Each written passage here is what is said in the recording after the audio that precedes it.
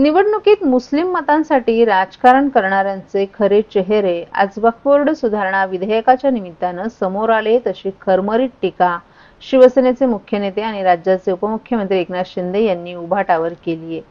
बाळासाहेबांचे विचार सोडून राहुल गांधी यांच्या सांगण्यानुसार वागणाऱ्या उभाटाची दुटप्पी भूमिका दिसल्याचंही उपमुख्यमंत्री एकनाथ शिंदे यांनी सांगितलं। राज्य सरकारच्या 100 दिवसांच्या कृती आढावा बैठकीनंतर ते पत्रकारांशी बोलत होते। उपमुख्यमंत्री एकनाथ शिंदे यांनी सोयीचं राजकारण करणारे लोक वक्फ बोर्ड विधेयकाला हिंदुत्वाशी संबंध नाही असं जेव्हा बोलतात, तेव्हा त्यांच्या भूमिकेवर संशय निर्माण होत असल्याचं सांगितलं। आता ते बाळासाहेबांचे विचार घेऊन पुढे जातात की राहुल गांधी सांगतात ते करतात, हे पाहावं लागेल असंही शिंदे यांनी सांगितलं। वक्फ बोर्ड सुधारणा विधेयकासंदर्भात शिवसेनेनं यापूर्वी स्पष्ट आणि सडेतोड भूमिका घेतली आहे। आम्ही कधीही मतांसाठी सोयीचं राजकारण केलं नाही। हिंदू हृदय सम्राट बाळासाहेब ठाकरे आणि धर्मवीर आनंद दिघे यांच्या विचारांसोबत आम्ही पुढे जात आहोत। आम्ही सत्तेसाठी विचारांशी कधीही तडजोड केली नाही असंही शिंदे यांनी सांगितलं। काही मुठभर लोकांच्या हातात वक्फ बोर्डाची मालमत्ता ठेवण्यापेक्षा गरीब मुसलमानांसाठी शाळा, रुग्णालये झाली पाहिजेत, हे विधेयक मुस्लिम समाजाच्या हिताचं असल्याचंही उपमुख्यमंत्री एकनाथ शिंदे यांनी सांगितलं। या विधेयकामुळे मुस्लिम समाजाचा सर्वांगीण विकासाचा मार्ग खुला होईल। या विधेयकाचं मुस्लिम समाजानेही स्वागत करायला हवं। या राज्यात छत्रपती शिवाजी महाराजांच्या आदर्शानं चालत असून पंतप्रधान नरेंद्र मोदी देखील छत्रपतींच्या आदर्शावर देशाचं नेतृत्व करत आहेत। इथे औरंगजेबाचं उदात्तीकरण करणाऱ्या लोकांना थारा नाही असंही उपमुख्यमंत्र्यांनी सांगितलं। महायुती सरकारनं 100 दिवसांचा कृती आराखडा तयार केलाय। 26 विभागांचा आज आढावा घेत असताना अधिकारी आणि मंत्र्यांनी ही संकल्पना गांभीर्यानं घेतल्याचं दिसून आलं। यातील 100% पूर्ण झाली असून 25% काम प्रगतीपथावर आहे। 100 दिवसात 85% काम पूर्ण होतील अशी माहिती उपमुख्यमंत्री एकनाथ शिंदे यांनी या बैठकीनंतर माध्यमांना दिली आहे। 100 दिवसातील कामांना गती मिळाली आणि संकल्पनेनुसार अधिकारी वर्गानं काम केलं। प्रत्येक विभागाची कार्यक्षमता यातून दिसली।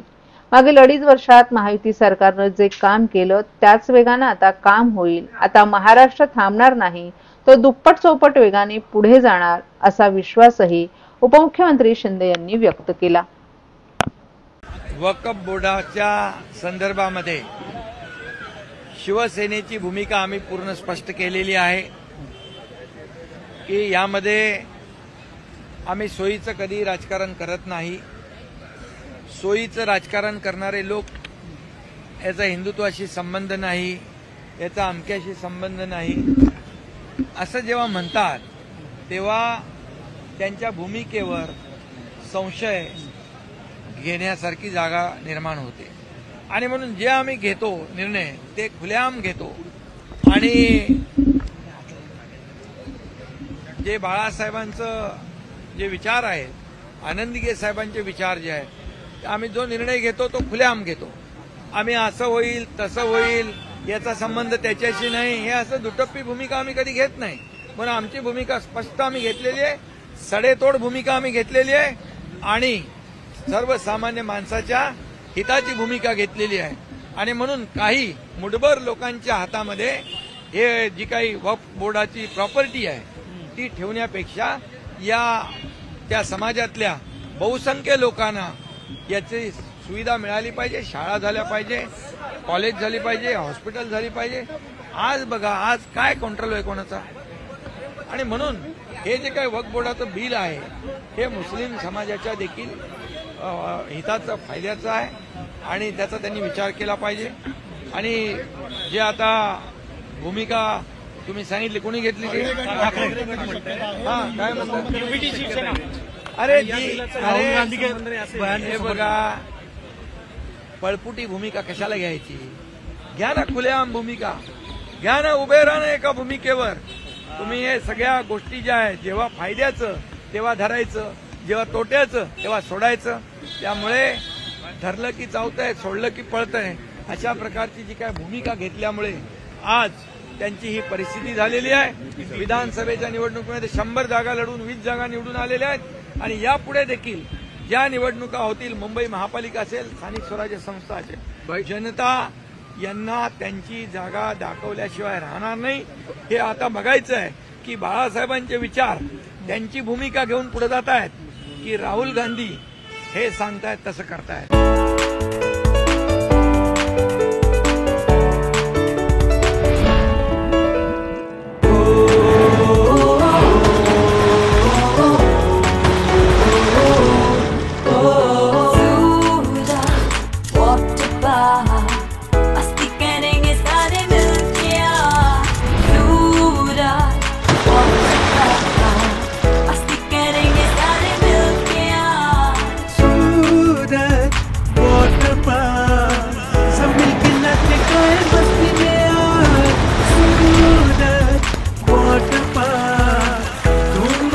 सब मिलके आज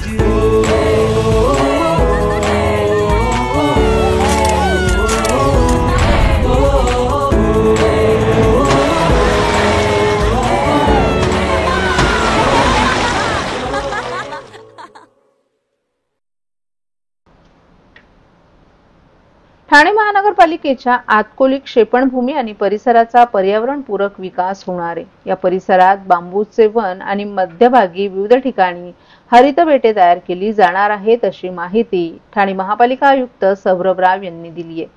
राज्य शासनाने ठाणे महापालिकेस भिवंडीतील मौजे आतकोली येथे शास्त्रोक्त पद्धतीने कचऱ्याची विल्हेवाट लावण्यासाठी 34 हेक्टर क्षेत्र ठाणे महापालिकेस प्रदान केले. या जागेवर ठाणे महापालिकेतर्फे घनकचऱ्याचं व्यवस्थापन केलं जाते.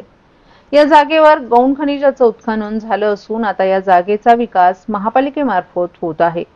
आतकोली येथील क्षेपणभूमीतील पायाभूत सुविधांचा विकास, संरक्षक भिंत, सुरक्षा कक्ष, पोहोच रस्ता, 22 एकरचं सपाटीकरण, बांबूंचं वन आदी कामांसाठी राज्य शासनानं 50 कोटी रुपयांचा निधी उपलब्ध करून दिलाय. हे काम महापालिकेच्या सार्वजनिक बांधकाम विभागामार्फत करण्यात येणार आहे. पूर्ण भूखंडाला 4 किलोमीटरची संरक्षक भिंत, त्याला लागून 2.5 मीटर अंतराचे बांबूचे वन, कचरा वर्गीकरण प्रकल्पासाठी 12 एकर आणि गॅस निर्मितीसाठी 10 एकर अशा एकूण 22 एकर जागेचं सपाटीकरण करण्यात येणार आहे. त्याचसोबत साईट कार्यालय, सुरक्षा कक्ष, शौचालय, 250 मीटरची मलवाहिनी, 150 किलोमीटरचा पोहोच रस्ता आणि त्यालगत गटार ही कामं देखील करण्यात येणार आहेत. या कामाच्या दृष्टीने क्षेपणभूमीची पाहणी काल महापालिका आयुक्त राव यांनी केली. तसंच ही सर्व कामं निश्चित कालमर्यादेत पूर्ण करावीत असेही त्यांनी निर्देश दिले. आतकोली क्षेपणभूमीची संरक्षक भिंत, बांबूच्या वनाची निर्मिती, सपाटीकरण आदी पायाभूत सुविधांची कामं निश्चित कालमर्यादेत पूर्ण करण्याचे निर्देश आयुक्त राव यांनी महापालिकेच्या सार्वजनिक बांधकाम विभागाला दिले आहेत. तसंच क्षेपणभूमीलगतच्या परिसरात राहणाऱ्या नागरिकांना कचऱ्याची दुर्गंधी तसंच कचरा वाहतूक याचा त्रास होणार नाही याची काटेकोरपणे दक्षता घेण्याचे निर्देशही घनकचरा व्यवस्थापन विभागाला त्यांनी दिलेत. या प्रकल्पासाठी वीज पुरवठा करण्यासाठी आवश्यक वीज वाहिनीचं कामही जलद करावं अशा सूचनाही राव यांनी दिल्या आहेत. या क्षेपणभूमीच्या पूर्ण परिघावर बांबूचं वन तयार करण्यात येणार आहे. त्याच जोडीला या पावसाळ्यात क्षेपणभूमीत ठिकठिकाणी हरित बेटे तयार करावीत, त्याचा योग्य अभ्यास करून कार्यवाही करावी असंही पालिका आयुक्त राव यांनी स्पष्ट केले. आनंद चॅरिटेबल ट्रस्ट आणि शिवसेना नेते तथा माजी खासदार राजन विचारे यांच्या वतीनं दरवर्षीप्रमाणे यंदाही ठाण्याच्या जांभळी नाका येथील छत्रपती शिवाजी महाराज मैदानात चैत्र नवरात्र उत्सव आयोजन करण्यात आला आहे.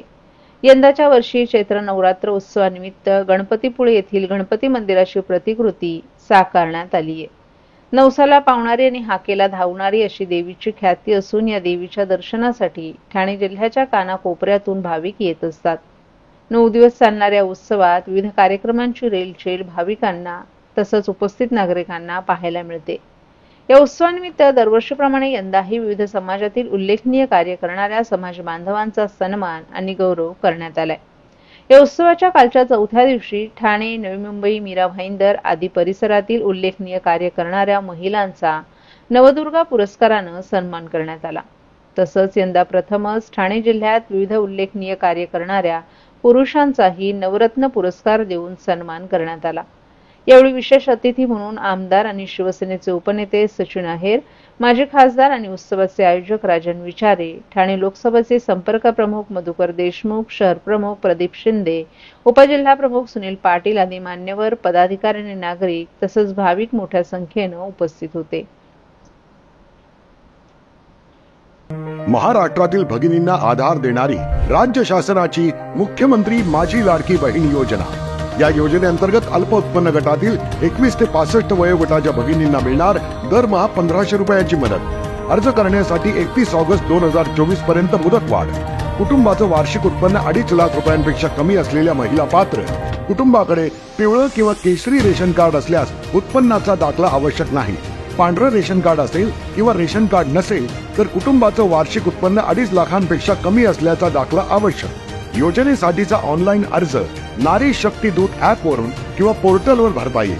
ज्या भगिनींना ऑनलाईन अर्ज भरता येत नसेल त्यांच्यासाठी अंगणवाडी, ग्रामपंचायत, वॉर्ड ऑफिस, सेतू सुविधा केंद्रामध्ये किंवा आशाताई बचत गटाच्या CRP यांची मदत उपलब्ध.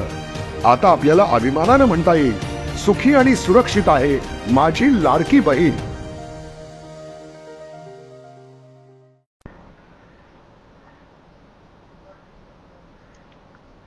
राष्ट्रीय सामाजिक सहाय्य कार्यक्रम अंतर्गत देशातील गरीब, वृद्ध, विधवा आणि दिव्यांग लोकांना मासिक पेन्शनद्वारे आर्थिक मदत प्रदान केली जाते. महागाई वाढत असून मिळणारी रक्कमही अत्यंत तुटपुंजी आहे. मासिक पेन्शनमध्ये किमान 2000 रुपयांनी वाढ करावी अशी आग्रही मागणी खासदार नरेश म्हस्के यांनी संसदेत नियम 377च्या अधिनियमाखाली सूचनेद्वारे केली आहे. राष्ट्रीय सामाजिक सहाय्य कार्यक्रम ही भारत सरकारची एक प्रमुख योजना आहे जी समाजातील गरीब आणि असुरक्षित वर्गांना आर्थिक सहाय्य प्रदान करते. वृद्ध, विधवा, अपंग आणि शोकग्रस्त कुटुंबासाठी किमान जीवनमान सुनिश्चित करणं हे NSAPचं उद्दिष्ट आहे. NSAPची सुरुवात 1995 मध्ये करण्यात आली होती. या योजनेअंतर्गत 200 ते 500 रुपयांपर्यंत मासिक पेन्शन दिली जाते, जी अत्यंत अपुरी असल्याचं खासदार नरेश म्हस्के यांनी सभागृहाच्या निदर्शनास आणून दिले. राष्ट्रीय सामाजिक सहाय्य कार्यक्रम रकमेतील अंतिम वाढ 2012 मध्ये झाली होती. त्यानंतर आजपर्यंत महागाई अनेक पटींनी वाढली आहे. या दरम्यान राज्य आणि केंद्रशासित प्रदेशांकडून स्वतंत्रपणे काही अतिरिक्त आर्थिक मदत दिली जाते, परंतु ती सर्वत्र समान नाही. या संदर्भात पूर्वी अनेक तज्ञ समित्यांनी जसे की ग्रामीण विकास मंत्रालयाचा विभागीय अहवाल 2021, नीती आयोग 2020, सुमित बोस समिती 2016 आणि नीती आयोग 2020 यांनीही स्पष्टपणे पेन्शन रक्कम वाढवण्याची शिफारस केली आहे. देशातील गरीब, वृद्ध, दिव्यांगजन आणि अशक्त लोकांच्या जीवनासाठी अत्यंत आवश्यक आहे. सहाय्य रक्कम किमान 2000 रुपयांनी प्रति महिना वाढवली जावी. तसंच महागाईच्या दरानुसार प्रत्येक वर्षी पेन्शन रकमेतील वाढीची व्यवस्था देखील सुनिश्चित करावी अशी सूचना खासदार नरेश म्हस्के यांनी संसदेत केली आहे.